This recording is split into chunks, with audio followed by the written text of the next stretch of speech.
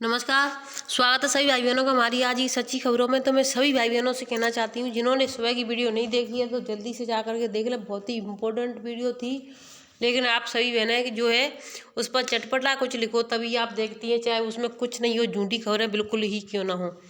लेकिन हमें चटपटा लिखने का समय नहीं मिलता है। हमने आप सभी बहनों से कई बार बोला है कि आप चटपटा लिखने का समय, थंबनेल लगाने का समय हमारे पास इतना नहीं होता, क्योंकि हमें भी समय से केंद्र पहुँचना होता है। तो देखिए, आंगनबाड़ी केंद्रों के पुराने खाते नहीं हो सके सक्रिय। और देखिए, जो सुपरवाइजर है उन्होंने आदेश दे दिया कि खातों को सक्रिय कराएं, लेकिन कुछ बहनों के पुराने खाते वो सक्रिय नहीं हो रहे हैं।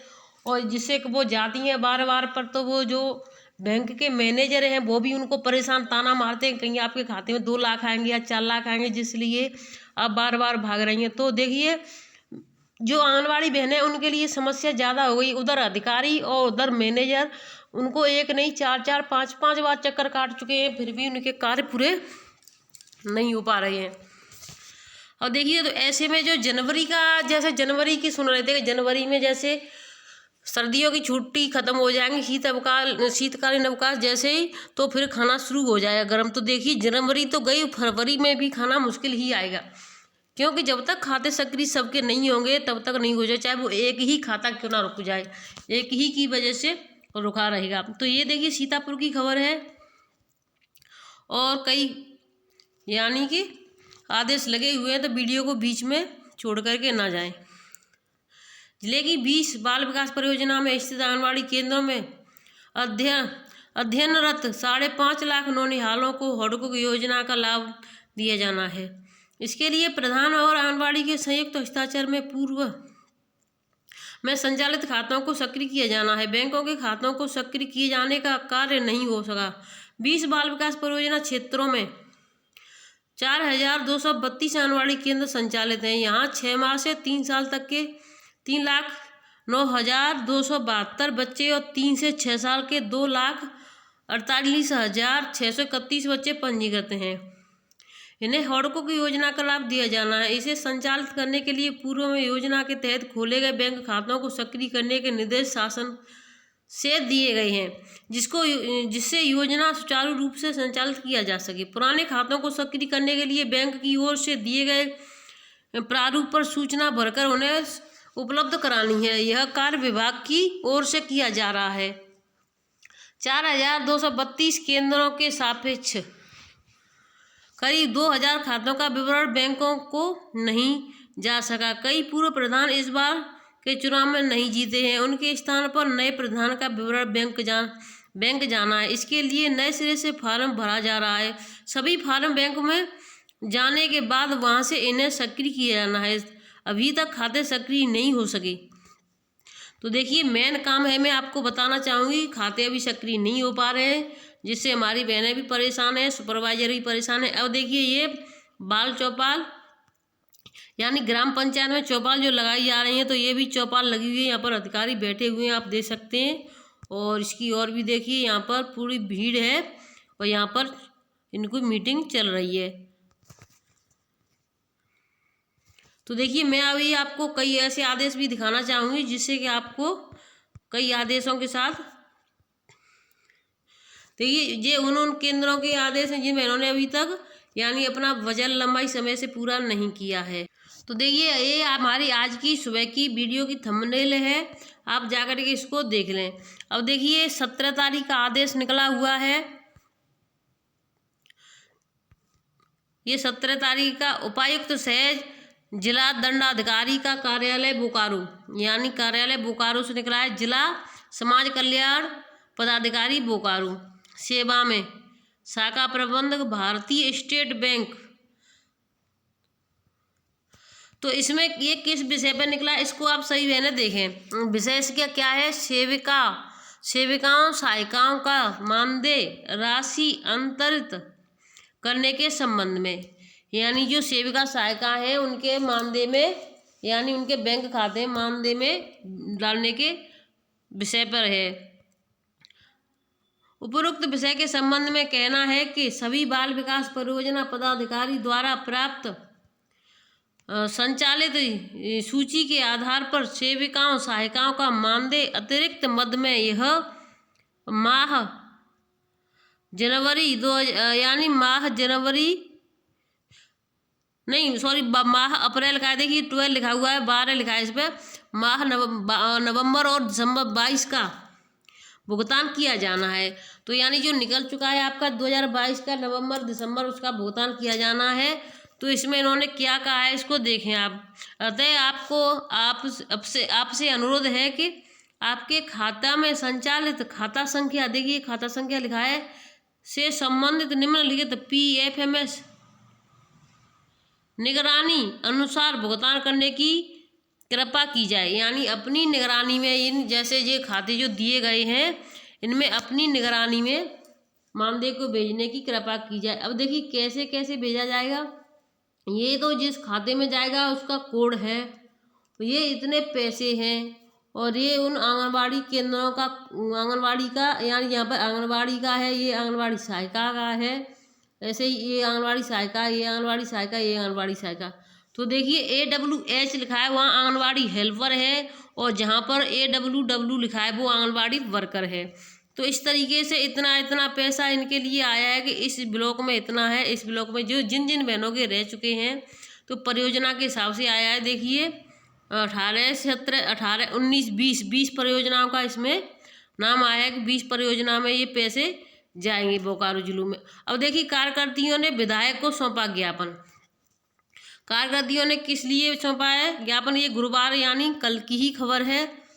गुरुवार को डाक बंगला के निकट स्थित सपा कैंप कार्यालय MI हाउस पर आंगनबाड़ी कार्यकर्ताओं ने महिला एवं बाल विकास संबंधी संयुक्त समिति के सदस्य क्षेत्रीय विधायक मोहम्मद फहीम इरफान को 10 सूत्री मांगों का ज्ञापन सौंपा।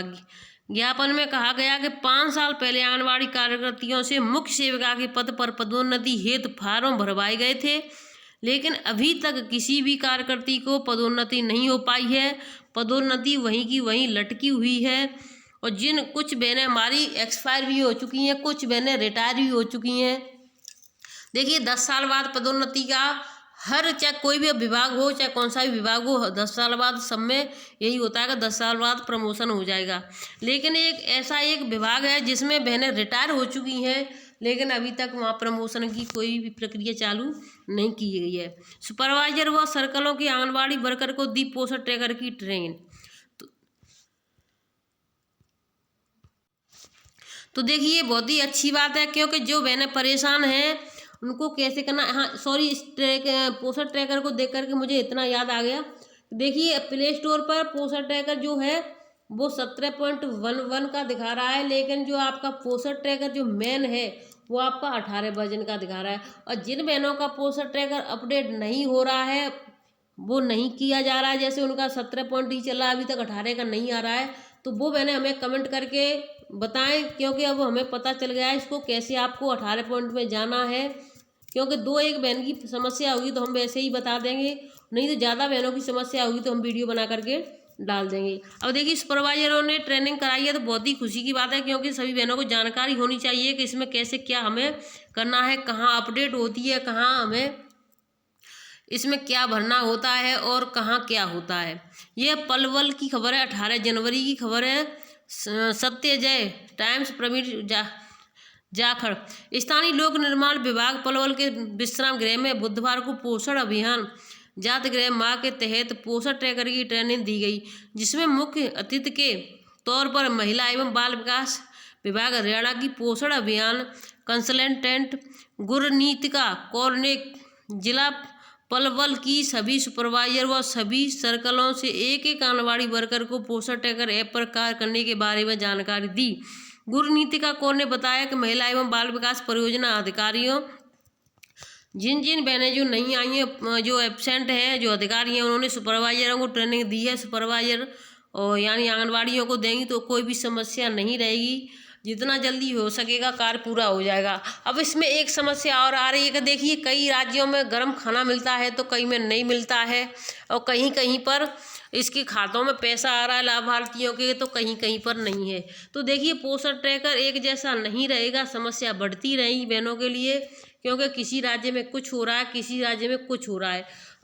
भारत सरकार का है तो भारत सरकार को हमेशा एक जैसी चीज़ें ही निकालनी चाहिए। अब देखिए स्वर्ग का हकदार कौन है। ये मैंने छोटी सी वीडियो उस पर डाल दी है, अपलोड कर दिया है। इस चैनल की वीडियोज़ में जा कर के देख लें, उस चैनल को सब्सक्राइब कर लें और आप इस वीडियो को, कहानियों को देखें, जिससे कि आपके मन को शांति मिलेगी और आपको अच्छा भी लगेगा कि इस तरीके से हमें क्या करना चाहिए। स्वर्ग का असली हकदार कौन है। अब देखिए अगली खबर भी मैं दिखाना चाहूँगी और उस चैनल का नाम है सास बहू की हिंदी कहानियाँ। देखिए इसी चैनल के उस पर जाएंगी आप, वीडियोज़ पर जैसे ही जाएंगी तो आपको मिल जाएगा।